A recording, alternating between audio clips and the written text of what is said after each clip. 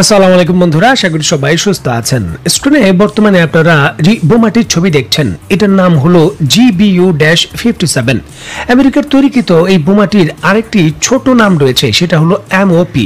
যুক্তরাষ্ট্রের সবথেকে উন্নত এবং শক্তিশালী প্রচলিত নন নিউক্লিয়ার বাংকার ব্লাস্টার বোমা হলো এটি। দেখুন, এই বোমাটি যুক্তরাষ্ট্রের বিমান বাহিনীর অস্ত্র ভান্ডারে খুবই গুরুত্বপূর্ণ অস্ত্র, যা উচ্চ সুরক্ষিত লক্ষ্যবস্তু যেমন ভূগর্ভস্থ যে কমান্ড সেন্টার, অস্ত্র ভান্ডার এবং পরমাণু স্থাপনা রয়েছে সেটাকে ধ্বংস করার জন্য ডিজাইন করা হয়েছে এবং তৈরি করা হয়েছে।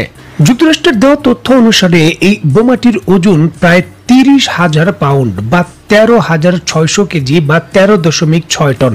এটি এখন পর্যন্ত তৈরি বিশ্বের সব থেকে প্রচলিত ভারী বোমাগুলোর মধ্যে একটি। এই বোমাগুলো 3 ধাপে বিস্ফোরিত হয়। প্রথম ধাপে বিস্ফোরণের পর নিচের দিকে তার দ্বিতীয় ধাপকে সে পুশ করে দেয়, দ্বিতীয় ধাপে বিস্ফোরণের পর তৃতীয় ধাপকে পুশ করে দেয় এবং প্রতিটি ধাপে হিসাব বলছে 2.4 টন ওজনের বিস্ফোরক থাকে। 2007 সালে এই বোমাটি আমেরিকা তৈরি করার পর 2011 সালে প্রথম পরীক্ষা চালায়, তবে যুদ্ধক্ষেত্রে এখনো আনুষ্ঠানিকভাবে এর প্রয়োগ করেনি। হিসাব বলছে এই বোমাগুলো নিক্ষেপের পর মাটির তলদেশের 200 ফিট নিচে অবস্থিত যে কোনো ধরনের স্থাপনাকে এটা ধ্বংস করার সক্ষমতা রাখে। ইরান এবং উত্তর কোরিয়ার মতো দেশগুলোর যে ভূগর্ভস্থ পরমাণু স্থাপনা রয়েছে সেটাকে ধ্বংস করার জন্য যুক্তরাষ্ট্র এই বোমাগুলো ডিজাইন করেছে। এখন প্রশ্ন উঠতেই পারে যে ইরানের যে সকল সামরিক স্থাপনা রয়েছে তার বেশিরভাগই কিন্তু মাটির 300 ফিট নিচে অবস্থিত। এখন এই বোমাগুলোর সক্ষমতা হলো 200 ফিট পর্যন্ত। তাহলে এগুলো কার্যকরভাবে ইরানের যে সকল সামরিক স্থাপনা রয়েছে সেগুলোকে কি করে ধ্বংস করবে? দেখুন, সামরিক বিশেষজ্ঞরা বলছেন এই ক্ষেত্রে যুক্তরাষ্ট্র একাধিক বোমা ব্যবহার করবে। প্রথমে যখন এই বোমাটি নিক্ষেপ করা হবে তখন এই বোমাটি মাটির 200 ফিট পর্যন্ত গর্ত তৈরি করতে সক্ষম হবে। আর দ্বিতীয় ধাপে যখন আরেকটি বোমা নিক্ষেপ করা হবে বা আরো কিছু বোমা নিক্ষেপ করা হবে, সেটা খুব সহজেই কিন্তু মাটির 300 ফিট নিচে অবস্থিত যে স্থাপনা রয়েছে সেটাকে ধ্বংস করতে পারবে। যদিও এর সক্ষমতা, এই বোমাগুলোর সক্ষমতা 200 ফিট পর্যন্ত যে কংক্রিট রয়েছে, সরাসরি 200 ফিট যদি আপনি কংক্রিট দেন সেটাকেও ধ্বংস করতে সক্ষম। এখন এই যে সার্বিকভাবে যে র্যান্ডম সিচুয়েশনটা বলা হলো যে একটি ধাপে বোমা হামলা করা হবে, পরবর্তী ধাপে যদি আবার বোমা হামলা করা হয় তাহলে 300 ফিট পর্যন্ত এটা তার ড্যামেজ করতে পারবে। এই সকল কিছুই কিন্তু এখন কাগজে কলমে। যুক্তরাষ্ট্র আনুষ্ঠানিকভাবে কিন্তু এটা এখনো বাস্তবায়ন করতে পারেনি। অনেকটা থার্ড ক্ষেপণাস্ত্রের মতো বলা হয়েছিল যে থার্ড ক্ষেপণাস্ত্র ব্যালিস্টিক মিসাইল প্রতিহত করতে পারবে। তারপরও কিন্তু এই ইসরায়েলের ভেতর থার্ড মোতায়েনের পরও খুব সহজেই কিন্তু এই ইরানের ব্যালিস্টিক মিসাইল এবং হুতিদের ব্যালিস্টিক মিসাইল আঘাত করছে। সেটা একটা ভিন্ন বিষয়। কাগজে কলমের সক্ষমতা আর যুদ্ধক্ষেত্রের বাস্তবতা দুইটা এক হয় না। তবে যুক্তরাষ্ট্র তার এই MOP বোমা নিয়ে খুবই আশাবাদী। আপনারা নিশ্চয়ই অবগত আছেন, ইতিমধ্যেই যুক্তরাষ্ট্র ভারত মহাসাগরে তার যে দিয়াগো গার্সিয়া নামক ঘাঁটি রয়েছে সেখানে তাদের B2 বম্বার বিমানগুলো এনেছে। এখানে উল্লেখ্য যে ভিডিওর একেবারে প্রথম দিকে যেই GBU-57 বোমার কথা আমি বললাম, সেই বোমাগুলো B2 বম্বার দিয়েই ব্যবহার করা হয়। 13 টনের বোমা অন্য কোনো যুদ্ধ বিমান ব্যবহার করতে পারবে না।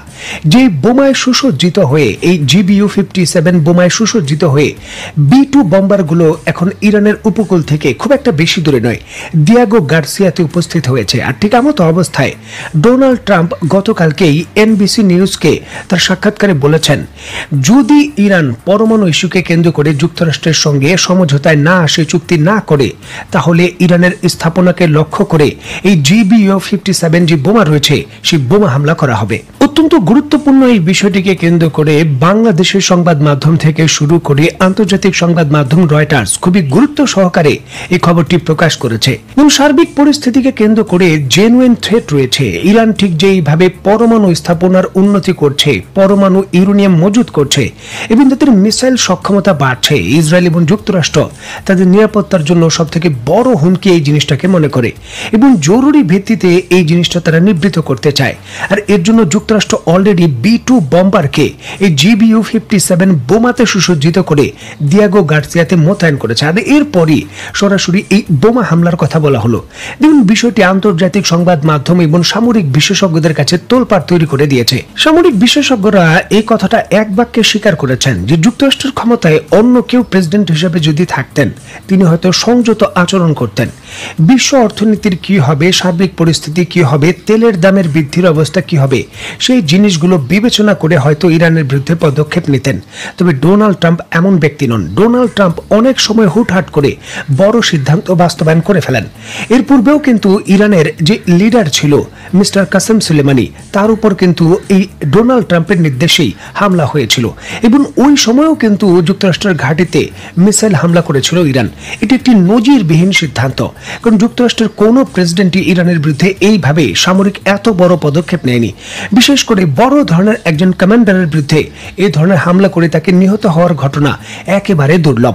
এখন ডোনাল্ড ট্রাম্প বলেছেন, প্রস্তুতি নিয়েছেন, যুদ্ধ বিমান চলে এসেছে, পরিস্থিতিও কিন্তু হাতের নাগালে নেই। নতুন করে ইয়েমেনের হুতিরা এই যুক্তরাষ্ট্রের একটি গোয়েন্দা বিমানকে ভূপাতিত করেছে এমন খবরও পাওয়া যাচ্ছে।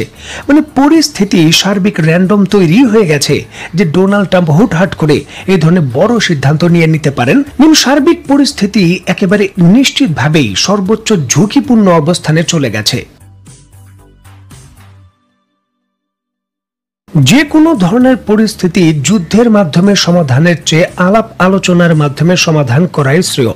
এই জায়গায় ইরান কি তাহলে যুক্তরাষ্ট্রের যে প্রস্তাব দিয়েছে পরমাণু চুক্তিকে কেন্দ্র করে সেটা মেনে নেবে, বা প্রশ্ন হচ্ছে সেই চুক্তির মধ্যে শর্ত আসলে কি আছে? পরমাণু ইস্যুতে চুক্তির জন্য ইরানকে মোটা দাগে 4টি শর্ত দিয়েছে যুক্তরাষ্ট্র। প্রথম শর্ত হলো, বর্তমানে ইরান তার ইউরেনিয়াম 60% হারে বর্তমানে এনরিচমেন্ট করছে, সেটা ইরানকে অবশ্যই 60% থেকে 3.67% নামিয়ে আনতে হবে।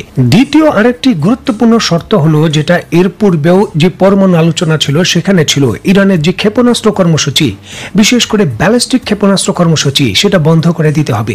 নতুনভাবে এই ক্ষেপণাস্ত্রের কোনো ধরনের উন্নয়ন করা যাবে না। তৃতীয় শর্ত হলো যে জেপিওর অনুযায়ী যে বিধি নিষেধ রয়েছে 2025 থেকে 30 সাল পর্যন্ত, যেটা 30 সালে শেষ হওয়ার কথা, সেটা 2040 সাল পর্যন্ত যুক্তরাষ্ট্র বাড়াতে চায়। আর চতুর্থ শর্ত হলো যে কঠোর পরিদর্শন। ইরান আসলে পরমাণু স্থাপনাগুলো কি করছে, আন্তর্জাতিক পরমাণু শক্তি সংস্থা যে কোনো সময় উইদাউট নোটিসে সেগুলো পরিদর্শন করতে পারবে। এই শর্ত যুক্ত করতে হবে। দেখুন, যে শর্তগুলো যুক্ত করেছে যুক্তরাষ্ট্র, এই শর্তগুলো ইরানের পক্ষে কোনোভাবেই মানা সম্ভব নয়। নিউক্লিয়ার এনরিচমেন্ট কমিয়ে আনার বিষয়ে হয়তো ইরান ছাড় দিতে পারে, সেটা কমিয়ে আনবে, তবে ক্ষেপণাস্ত্র কর্মসূচি বন্ধের কোনোভাবেই সুযোগ নেই ইরানের, কারণ এটা তাদের রাষ্ট্রায়ত্ত নিরাপত্তার সরাসরি গুরুত্বপূর্ণ অংশ। এমনকি তাদের ক্ষেপণাস্ত্র ব্যবস্থা উন্নত করে বেশি পেলোড যুক্তরাষ্ট্রের মাটিতে কি করে ডেলিভারি দেওয়া যায় সেই বিষয়ে গবেষণা বর্তমানে দ্রুত গতিতে তারা চালাচ্ছে এবং সক্ষমতাও অর্জন করছে। এই ক্ষেত্রে ছাড় দেওয়ার কোনো সুযোগ নেই এবং নিশ্চিতভাবেই এই জায়গায় আপোষ কোনো কিছু হবে না। যা কিছু হবার হবে এখন শুধু সামরিক, এমনটাই বোঝা যাচ্ছে।